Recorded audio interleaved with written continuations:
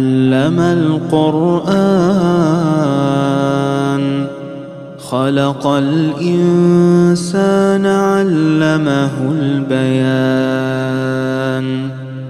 الشمس والقمر بحسبان والنجم والشجر يسجدان والسماء رفعها ووضع الميزان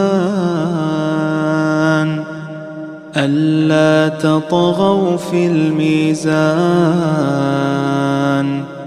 وأقيموا الوزن بالقسط ولا تخسروا الميزان والأرض وضعها للأنام